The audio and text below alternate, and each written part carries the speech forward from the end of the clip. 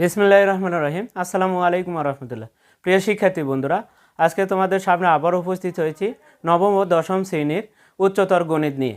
আজকে আমরা দেখব অষ্টম অধ্যায়ের ত্রিকোণমিতিক অনুপাত। গত ক্লাসে কিন্তু আমরা কোণের হিসাবগুলো দেখে দিয়েছি, সূত্রের সাহায্যে কীভাবে আসলে সাইন মাইনাস থিটা সমান মাইনাস সাইন থিটা হয় এবং কস মাইনাস থিটা সমান কেন কস থিটা হয়, সেই ব্যাখ্যাগুলো কিন্তু গত ক্লাসে আমরা দেখেছি। আজকে আমরা এই অধ্যায়ের সবচাইতে গুরুত্বপূর্ণ যে কাজ, আসলে কোণকে ভাঙানো, যে অনেকেই আমরা পারি না। দেখো আমরা যেভাবে করব আশা করি সকলেই দেখো অতি সহজে কিন্তু তোমরা এই কোণকে ভাঙানোর যে কৌশলগুলো তোমরা কিন্তু সহজে বুঝতে পারবে। দেখো আমরা এই কোণগুলোকে কিভাবে ভাঙাই একটু যদি দেখি, তার আগে আমাদের একটু তোমাদের কোঅর্ডিনেট সম্পর্কে, অর্থাৎ এখানে যে চারটা চতুর্ভাগ আছে কোন ঘরে কে ধনাত্মক সেটা একটু জানতে হবে। আমাদের ত্রিকোণমিতিক অনুপাত কয়টা? সাইন, কস, ট্যান, তিনটা। আর সাইনের বিপরীত যেটা আছে কোসেক আছে, কোসেক আছে, তারপরে কি আছে সেক আছে, তারপরে কি আছে কট আছে। আসলে আমাদের এই ছয়টা কিন্তু ত্রিকোণমিতিক অনুপাত। তার মধ্যে দুটার সাথে কিন্তু আসে ট্যানের সাথে কটের সম্পর্ক, কজের সাথে সেকের সম্পর্ক, সাইনের সাথে কিন্তু কোসেকের সম্পর্ক। তাহলে কার ঘর কোনটা আমরা যদি দেখি, এটা এক্স এক্স ড্যাশ, এটা মূলবিন্দু। আমরা যদি দেখি একটু, যাই হোক কে কোন ঘরে যদি একটু দেখে নিই, তাহলে প্রথম চতুর্ভাগ যেটা, সেটার ঘরে আসলে এখানে সবাই ধনাত্মক। এখানে যে কয়টা আছে সাইন বলো, কস বলো, ট্যান বলো, আমি তাহলে ট্যান বলো, সবাই এই ঘরে ধনাত্মক।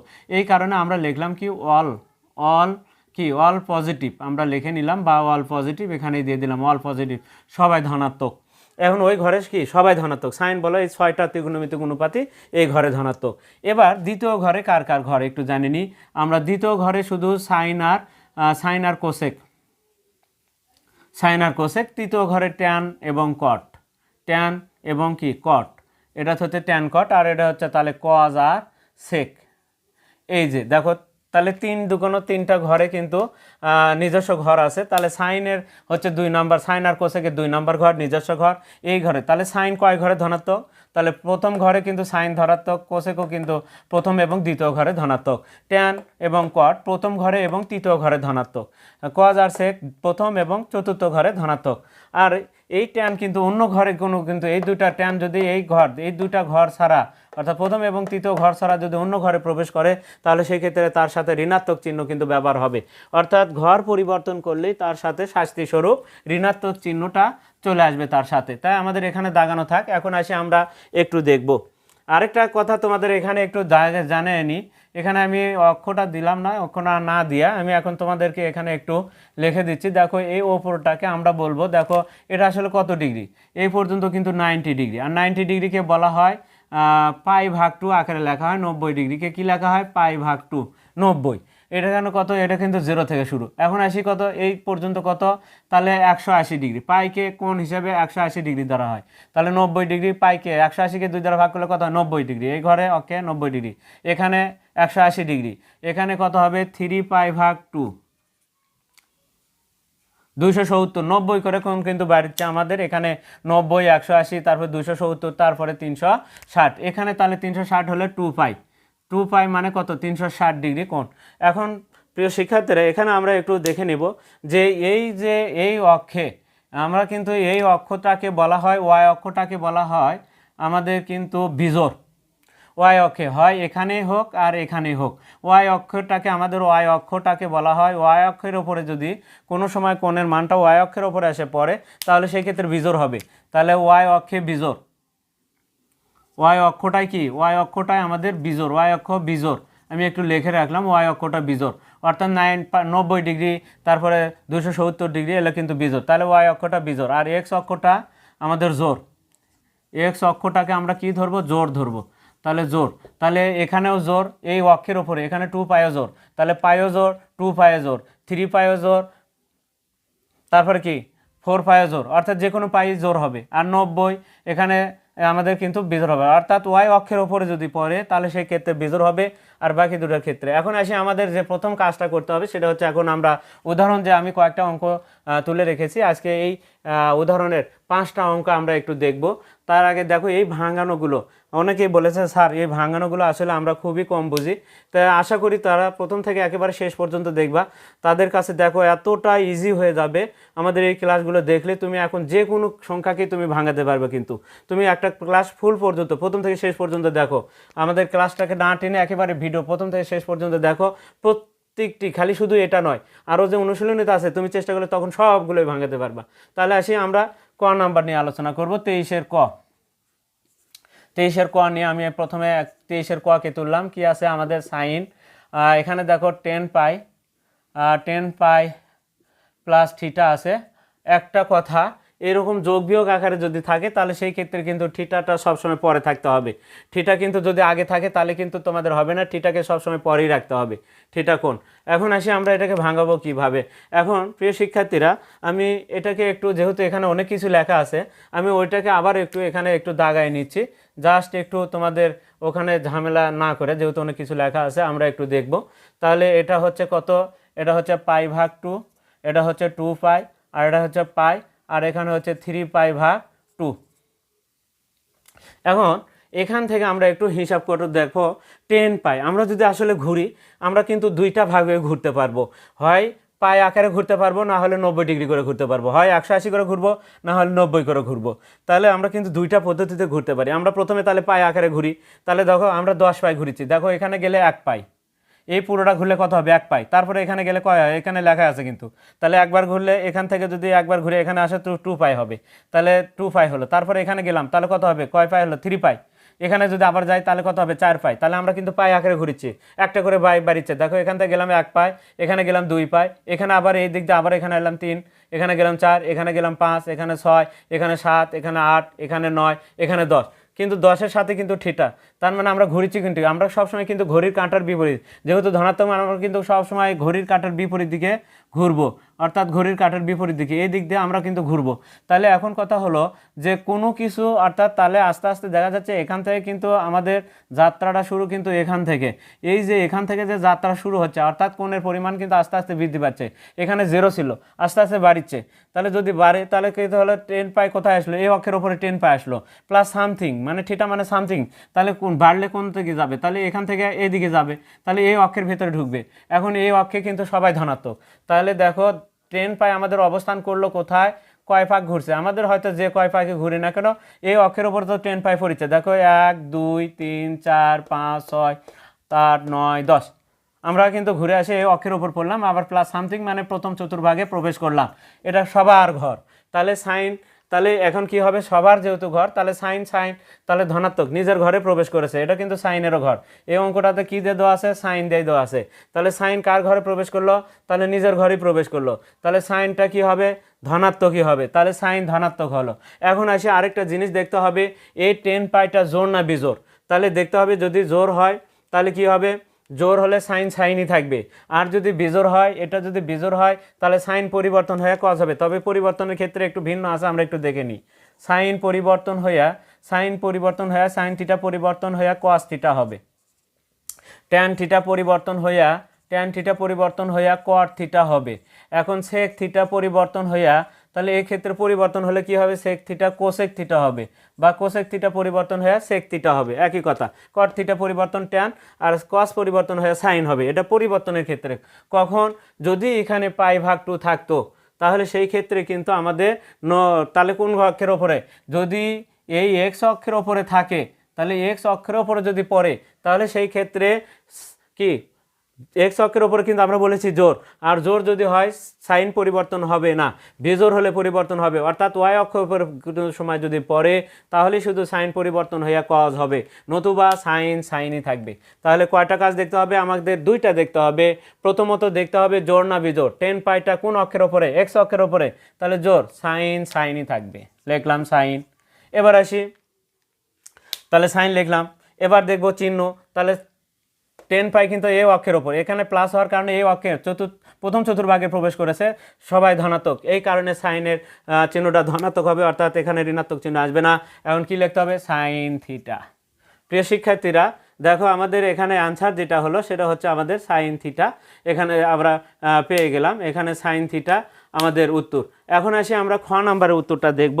এখন খ নাম্বারে কি আছে দেখো, খ নাম্বারে আছে 19 পাই ভাগ কস 19 পাই ভাগ। আমরা এবার খ নাম্বারেরটা দেখব। এবার খ নাম্বার যেটা আছে সেটা আমরা একটু দেখি। এবার আসি খ নাম্বারে কি আছে একটু দেখি। কস কস ও সরি, আমরা যে আবার একটা কথা বলেছিলাম যে এটা কিন্তু আমরা পাই ভাগ 2 একেরও ঘুরতে পারি, তাহলে সেটা কি কেমন হবে একটু ক নাম্বারের আরেকটা যে পদ্ধতি সেটা একটু দেখে নিই।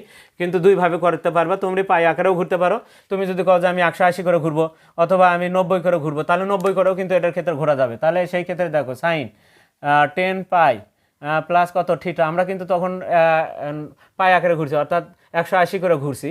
এখন আমরা একটু তাহলে 10 পাইটা কি আমরা এটাকে কি করব এখন একটু একটু ভাঙাবো, আমরা একটু ছোট করে নিব অর্থাৎ 90 ডিগ্রি। তার মানে কি পায়ের নিচে কত লিখতে হবে 2 লিখতে হবে। বলো তো 2 যখন লিখেছি তখন এই 10-এর ডবল লিখতে হবে।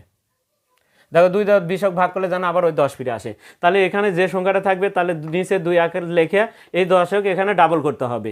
তাহলে এই পদ্ধতিতেও ভাঙানো যায়, আবার আগে যেটা দেখে দিলাম ওটাতেও কিন্তু ভাঙানো যায়, দুটো পদ্ধতি। এখন আসি, এবার কিন্তু আমরা ঘুরতেছি, দেখো পাই কত 20 পাই পাই ভাগ 2 এখানে 90 কয়বার ঘুরতে হবে 90 ডিগ্রি করে 20 বার ঘুরতে হবে। তাহলে 20 বার ঘোরো দেখো, তাহলে দেখো এখানে কিন্তু আমরা 90 করে ঘুরছি এখন, তাহলে 90 তাহলে এক কয়বার 20 বার ঘোরো 1 2 3 4 5 6 7 8 9 10 11 12 13 14 15 16 17 18 19 20 এই অক্ষের ওপরই কিন্তু পড়বে। তুমি যে তুমি 90 করে ঘোরো আর তুমি 180 করেই ঘোরো, তাও কিন্তু এখানে এসে পড়বে। তাহলে প্লাস সামথিং মানে প্রথম চতুর্ভাগে পড়বে। তাহলে কি হবে এইগুলোর প্রথম যে আমরা এগুলো লিখছি এগুলো কিন্তু লেখার প্রয়োজন নাই, শুধু এখান থেকে থিটা লিখতে হবে, সাইন থিটা লিখতে হবে। প্রিয় শিক্ষার্থীরা, এখন কথা হলো এই 20টা এই পাই আকারে ঘুরলে দেখো তুমি কিন্তু এই অক্ষের ওপরে ওয়াই এক্স অক্ষের ওপরেই পড়িচ্ছ, তাহলে এখন পরিবর্তন হবে কি না। এখন কথা হলো 20টা কি জোর না বিজোর। 20টা হচ্ছে যেহেতু এক্স অক্ষের ওপরে পড়েছে তাহলে সেই ক্ষেত্রে কি হবে জোর, এবং সাইন অপরিবর্তিত থাকবে, লিখলাম সাইন। এখন আমাদের প্লাস সামথিং প্রথম চতুর্ভাগের এই 10 পাই প্লাস সামথিং এখানে গেল প্রথম চতুর্ভাগে সে ধনাত্মক, তাহলে ধনাত্মক থিটা লিখতে হবে, তাহলে আমাদের এখানে মাইনাস আসবে না। এটা হচ্ছে ক নাম্বারের উত্তর। এটা কিন্তু আমরা দেখলাম হচ্ছে এটাকে আমরা পাই ভাগ 2 আকারে ঘুরে দেখলাম। আমরা কিন্তু প্রথমটা দেখেছিলাম পাই আকারে ঘুরে, আমরা দুইটা পদ্ধতিতেই দেখব। এবার আসি আমরা খ নাম্বারটা দেখব। তাহলে খ নাম্বারে আছে কত আমাদের একটু যদি দেখি কস, তাহলে কস কত 19 পাই ভাগ কত 3 বা 3। এখন এটা আছে, আমরা দুইটা পদ্ধতিতে দেখব। এখন আসি দেখো আমাদের এই যে 19 আছে আমরা 3-এর এখানে পাই ভাগ 3 লিখব। পাই ভাগ 3 লেখার পরে আমরা 3-এর ঘরের নামতা পড়বো যেন 19-এর আশেপাশে হয়। তাহলে কত হয় 3-এর ঘরের নামতা বলে 3 6 দেখো 18, তাহলে 19-এর আশেপাশে হচ্ছে কিন্তু, তাহলে 18 আর 19 কিন্তু এক কম বাড়া, তাহলে আমরা কি লিখবো এখানে কত 3 6 18। এই 3-এর ঘরের নামতা পড়বো, যখনই আমাদের সাথে কিন্তু সামনে কজ লিখতে হবে আমরা কজ লিখবো, তাহলে কজ লিখবো, কজ লিখে এখন কথা হলো তাহলে এই 6-এর সাথে আমরা পাই লিখবো। তাহলে 3 6 আমরা তাহলে 3-এর ঘরের নামতা পড়তে থাকবো, এখানে পায়ের নিচে যেটা থাকবে সেটা লিখবো, পাই সহ আমরা নিচে লিখবো। এখন আমাদের 19 মিল করতে হবে, তাহলে 3-এর ঘরের নামতা পড়বো 3 6 কত হয় 18, তাহলে যোগ করতে হবে, তাহলে এক যোগ করলে কিন্তু আমাদের এখানে যদি যোগ দিই তাহলে 3 6 18 আর এক পায়ে 19 পাই মিলে যাবে। তাহলে দেখো আমরা যদি আবার লসাগু করি কত হবে 3 হবে, 3 6 কত হয় 18, 18 পাই যোগ 18 পাই যোগ দেখো 3 আর 3 কাটে যায় ওই যে পাই, তাহলে 18 পাই আর এক পাই কত হয় 19 পাই হয়, তাহলে 19 পাই ভাগ 3 হয়। দেখো আমাদের কিন্তু 19 পাই ভাগ 3ই ছিল, তাহলে ঠিক আছে ভাঙানো। এখন আসি তাহলে এটা ভাঙানোর কীভাবে, তাহলে 3-এর ঘরের নামতা পড়বো যেন এই 19-এর আশেপাশে হয়, ওপরের যে সংখ্যাটি থাকবে তার আশেপাশে হয়। এবার আসি আমরা এখন প্রথমে দেখব এই যে 6 পাইটা জোর না বিজোর। আসলে এখন তুমি পাই ভাগ 2 আকারে ঘুরবা না 6 অর্থাৎ পাই আকারেই ঘুরবা, তাহলে 6 পাই কী হবে দেখো 1 পাই 2 পাই 3 পাই 4 পাই 5 6 এই ঘরেই পড়ে। তাহলে এখানে প্লাস সামথিং, তাহলে প্রথম চতুর্ভাগে যাচ্ছে, প্রথম চতুর্ভাগে কি কস অবশ্যই ধনাত্মক, তাহলে কসের চিহ্ন ধনাত্মক হবে। এখন কথা হলো এই 6 পাইটা জোর না বিজোর। 6 পাই আমরা কিন্তু বলেছি যদি এক্স অক্ষের ওপরে থাকে তাহলে জোর, আর ওয়াই অক্ষের ওপর পড়লে কিন্তু বিজোর। যেহেতু এক্স অক্ষের ওপরে পড়ে তাহলে সেই ক্ষেত্রে এটা কি হবে জোর হবে। এখন এটাকে তাহলে কি হবে জোর, তাহলে কস পরিবর্তন হবে না, কস কসই থাকবে, শুধু কি এটা লেখা যাবে না, এখানে কি লিখবা কস পাই ভাগ 3। এখন আসি পাই ভাগ 3 মানে কি, পাই ভাগ 3 মানে 180-কে 3 দ্বারা ভাগ করলে কত হয়, 180-কে 3 দ্বারা ভাগ করলে তোমাদের 60 ডিগ্রি হবে। 180-কে 3 দ্বারা ভাগ করলে 180-কে 3 দ্বারা ভাগ করলে দেখো আমাদের 60 ডিগ্রি হবে, 3 6 কত 60 ডিগ্রি। এখন কস 60 ডিগ্রির মান কত, কস 60 ডিগ্রির মান হচ্ছে আমাদের হাফ, সাইন 30 ডিগ্রির মান হাফ আর কস 60 ডিগ্রির মান হাফ, তাহলে কস আমরা কি লিখতে পারি আমরা এখানে থাকে লিখতে পারি cos কত ডিগ্রি 60 ডিগ্রি, তাহলে cos 60 ডিগ্রি মানে কত 1/2, cos 60 ডিগ্রি মানে হাফ। প্রিয় শিক্ষার্থীরা, এটা হচ্ছে খ নাম্বার প্রশ্নের সমাধান। এর আগে আমরা কিন্তু তাহলে ক নাম্বার দেখলাম, এখন আমরা দেখলাম হচ্ছে খ নাম্বার প্রশ্ন। এখন আমরা দেখব হচ্ছে গ নাম্বার প্রশ্ন। গ নাম্বারটা দেখো আমাদের কি আছে, দেখো একইভাবে তাহলে আমরা করব এটাকে, কিন্তু আবার এটাকে আরেকটা কাজ করা যায়, সেটা হচ্ছে দেখো আমরা এবার π/2 আকারে ঘুরবো। এটা কিন্তু আমরা সরাসরি পাই আকারে ঘুরেছি, এখন আমরা অর্ধেক করে ঘুরবো। তাহলে দেখো cos লিখবো, লিখলাম। এবার পায়ের নিচে কত লিখতে হবে 2 লিখতে হবে, 90 করে যেহেতু ঘুরবো, তাহলে 6 ডাবল লিখতে হবে এখানে 12। তাহলে দেখো 2 দিয়ে 6 ভাগ করলে কিন্তু 6 হয়, প্লাস হচ্ছে π/3, এভাবে লেখা যায় এটা। এবার আমরা কয়টা 12টা করে 90 ঘুরতে হবে, তাহলে 12টা 90, তাহলে 1 2 3 4 5 6 7 8 9 10 11 12, তাহলে আবার ওই অক্ষের ওপরই কিন্তু এসে পড়বে। দেখো 12টা এখানে পড়ছে, প্লাস সামথিং মানে এই ঘরে প্রবেশ করছে, তাহলে অল পজিটিভের ঘরে, তাহলে cos ধনাত্মক হবে, লিখলাম cos ধনাত্মক। এবার দেখি এই 12টা জোর না বিজোড়, দেখো তো 12টা কিন্তু জোর, 12টা জোর, তাহলে 12 যদি জোর হয় তাহলে cos পরিবর্তন হবে না, cos cosই থাকবে। cos কি লিখতে হবে π/3 লিখলাম। আমরা কিন্তু এর আগে উত্তর করেছি, তারপর এখন কত 60 ডিগ্রি, তাহলে কত হাফ। প্রিয় শিক্ষার্থীরা, এটা হচ্ছে আমাদের উত্তর। আমরা কিন্তু দুইটা পদ্ধতিতেই তোমাদের দেখে দিলাম, তোমাদের যেটা ভালো লাগে। তুমি যদি কও যে স্যার আমি ওই π/2 আকারে ঘুরবো না, আমি একবারে পাই আকারে ঘুরবো, তা ঘোরো, সমস্যা নেই। তুমি কিভাবে ঘুরতে চাচ্ছ সেটা তোমার ওপর নির্ভর করবে। আমরা দেখে দিলাম তাহলে খ নাম্বার। এবার আসি আমরা গ নাম্বারটা দেখবো। দেখো কত সহজে, তোমাদের প্রথম কাজটাই হচ্ছে কি দেখতে হবে যে একটা জোর না বিজোর। জোর হলে পরিবর্তন হবে না, যা সাইনই থাকবে। যদি বিজোড় হয় তাহলে পরিবর্তন হবে। আর যদি আরেকটা দেখতে হবে সে কার ঘরে প্রবেশ করলো, সে নিজের ঘরে প্রবেশ করলো না অন্যের ঘরে প্রবেশ করলো। অন্যের ঘরে প্রবেশ করলে সে ঋণাত্মক চিহ্নটা সামনে চলে আসবে। এখন আসি গ নাম্বার। tan 11π কত 6, আমরা লিখলাম tan ব্র্যাকেটের ভেতরে 11π কত আছে 6 লিখলাম। এবার দেখো আমাদের যে কাজটা tan লিখতে হবে, লিখলাম। ব্র্যাকেট দিতে হবে, ব্র্যাকেট দেবো। পায়ের নিচে কত লিখবো, আমরা পায়ের নিচে 6 লিখবো, একটু সরে লিখবো, এখানে একটা সংখ্যা লিখবো। আমরা 6-এর ঘরের নামতা পড়বো যেন 11-র আশেপাশে হয়। 6 2 12, তাহলে এখানে কি লিখতে হবে 2π। 6 2 12। প্রিয় শিক্ষার্থীরা, 12 এখানে আছে কিন্তু 11, তাহলে এখানেই 12 হয়ে গেল। তাহলে কি করতে হবে 1 বিয়োগ করলে কিন্তু আসলে তাহলে এখানে, তাহলে 6 2 12 থেকে এই যে 1 পাই বিয়োগ করলে কিন্তু 11 পাই হয়, আমরা দেখে নিলাম।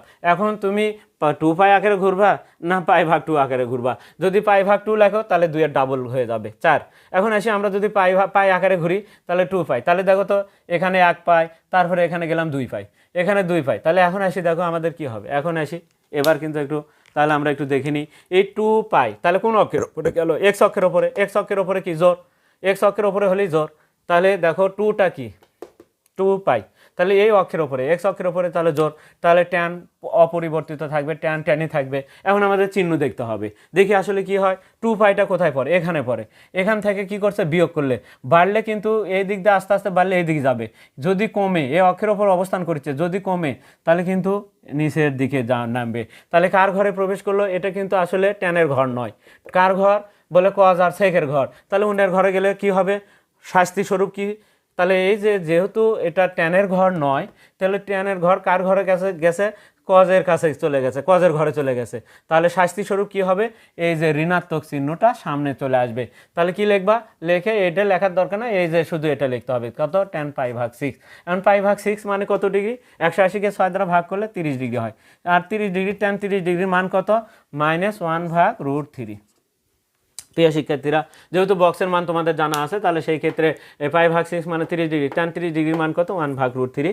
এটা হবে হচ্ছে আমাদের গ নাম্বার। এখন তুমি যদি কও যে না স্যার আমি পাই আকারে ঘুরবো না, আমি একটু π/90 ডিগ্রি করে ঘুরবো, আমি 180 করে ঘুরবো না, তাহলে কি হবে, তাহলে সেই ক্ষেত্রে হবে এখান থেকে আমাদের কি করতে হবে, ওটা কিন্তু উত্তর হয়ে গেছে কিন্তু আমাদের। তারপর কিন্তু আবার এখান থেকে আবার ভাবো না যে এটাও করতে হবে না আগেও করতে হবে, ওইরকম না। তাহলে হয় ওইটা করবে না হলে এটা। এখন কথা হলো পায়ের নিচে কত লিখতে হবে 90, তার মানে π/2 মানে 90 করে ঘুরেছি, তাহলে 2 এর ডবল কত হবে স্যার π/6।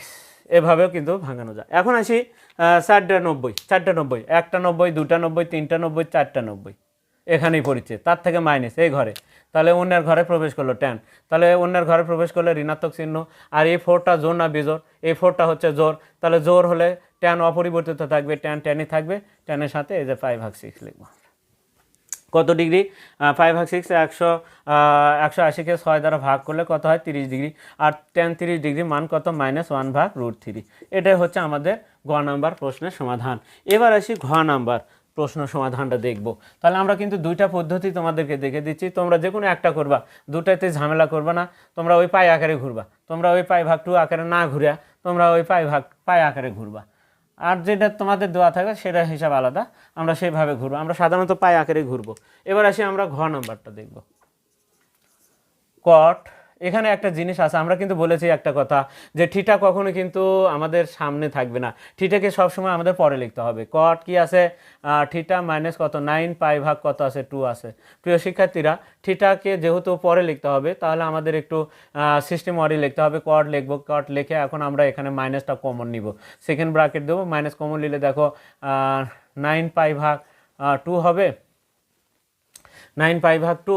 এখন কি হবে, এই থিটাটা পরে চলে যাবে minus theta, second bracket close. এখন কথা হলো কট মাইনাস থিটা, কট মাইনাস থিটা, তাহলে এই মাইনাসটা কিন্তু কটের সামনে চলে আসবে। কিন্তু আমরা কিন্তু এর আগের ক্লাসে তোমাদেরকে কিন্তু বুঝে দিয়েছি ঋণাত্মক চিহ্ন যদি হয় তাহলে সেই ক্ষেত্রে ওই ঋণাত্মক চিহ্নটা সামনে চলে আসে। তাহলে কোন কোন ক্ষেত্রে ঋণাত্মক চিহ্ন থাকে না, শুধু কজ আর সেকের ক্ষেত্রে। তাহলে এখানে মাইনাসটা চলে আসবে, কট মাইনাস কট থিটা, তাহলে এটা হবে এখন কত 9 π/2 মাইনাস থিটা। প্রিয় শিক্ষার্থীরা, এই যে আমরা জোর বেজোর নিয়ে কিন্তু আলোচনা করেছিলাম। এবার আসি দেখো কোন অক্ষের ওপরে পড়ে। এবার কিন্তু পাই আকারে 2 ভাগ আকারে ঘুরিচ্ছে, দেখো 90, কয়টা 90, 9টা 90। এখন গুণে দেখো তো, এবার কিন্তু বিজোর, দেখো এবার বিজোর, তাহলে কট পরিবর্তন হয়ে যাবে। কট পরিবর্তন কি হবে, ট্যান হয়ে যাবে কিন্তু। দেখো তাহলে একটু গুণে দেখি, 1টা 90, 2টা 90, 3, 4, 5, 6, 7, 8, 9। এই অক্ষের ওপরে কিন্তু 9 এই অক্ষের ওপরে পড়লো। তাহলে কোন অক্ষের ওপরে, ওয়াই অক্ষের ওপরে। তাহলে ওয়াই অক্ষের ওপরে পড়লে এটা কি, তাহলে এটা হচ্ছে বিজোর, ওয়াই অক্ষের ওপরে পড়লে বিজোর। তাহলে যদি বিজোর হয় তাহলে কট পরিবর্তন হয়ে ট্যান হয়ে যাবে, লিখলাম ট্যান। এখন আসি চিহ্ন দেখতে হবে। তাহলে দেখো এই অক্ষের ওপর থেকে কি মাইনাস থিটা, তাহলে মাইনাস করলে অল পজিটিভের ঘরে পড়ে, এখানে পড়লো। দেখো আমরা গুণে দেখি 9টা π/2, তাহলে 1 2 3 4 5 6 7 8 9, 9। তাহলে এই অক্ষের ওপর পড়লো, এখান থেকে মাইনাস করলে কমে যাবে।